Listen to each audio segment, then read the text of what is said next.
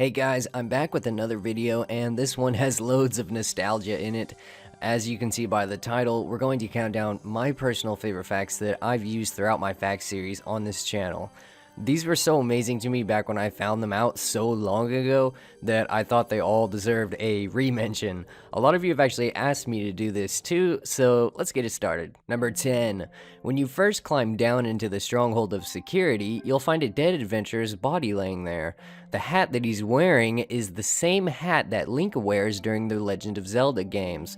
Further authenticating this, if you examine the body, it will tell you that he looks a bit past it, referencing the game The Legend of Zelda: A Link to the Past. Number 9. During the Norse code song in RuneScape, the flute solo actually spells out the word RuneScape through Morse code, which you can hear here.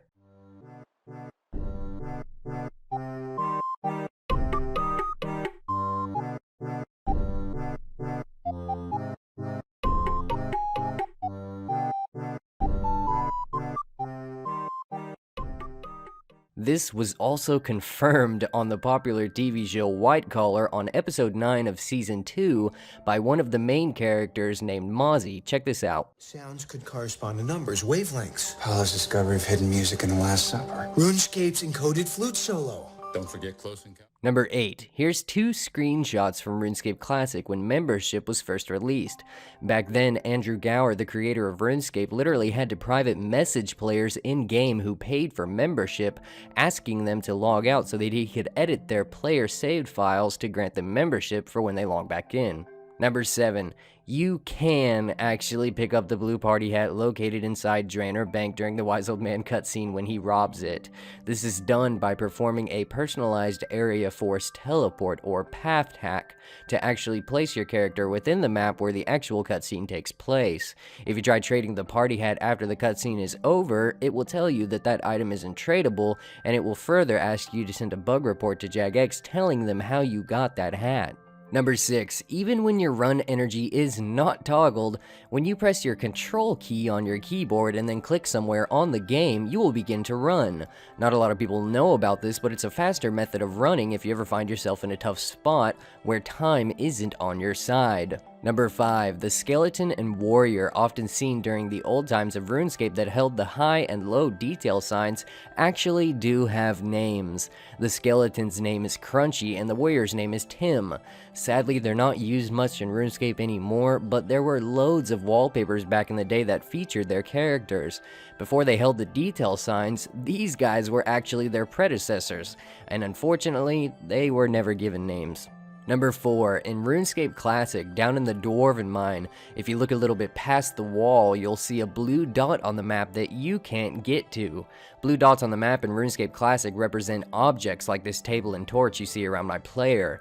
This mysterious blue dot has always been there for years, and nobody has ever been able to figure out what exactly it is, and they probably never will either.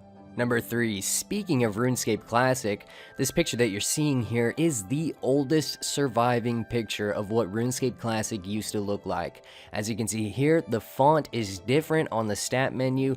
Prayer was separated into good prayer and evil prayer, and the same goes for magic as well. Tailoring was apparently a skill, and there was a hiding bonus on your equipment status. Influence represented quest points and connected to a karma system back then. The report abuse button did not exist yet, and neither did rune armor. Number 2. Speaking of Tim and Crunchy earlier, you guys know the picture of them that you commonly see used in my videos, right? Well, if any of you remember the RuneScape official handbook, then you may have noticed that there's a difference between the regular Tim and Crunchy wallpaper and the actual cover of the handbook itself. Tim looks a lot different on both pictures, but Crunchy is the same. I wonder why that is. Number 1.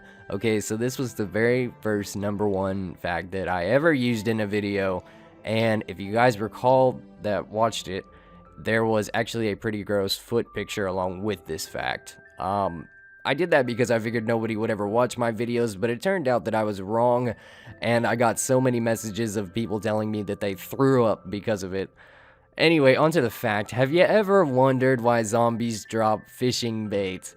Well, fishing bait is nothing more than just maggots and worms, really, so it makes sense that zombies drop it because of their rotting flesh. Thanks for watching, guys. I really did enjoy making this one and reusing some of the best facts that I personally believe I ever found, and hopefully all of you didn't mind seeing them again too. That's all I've got for you guys today, and I will talk to you all later.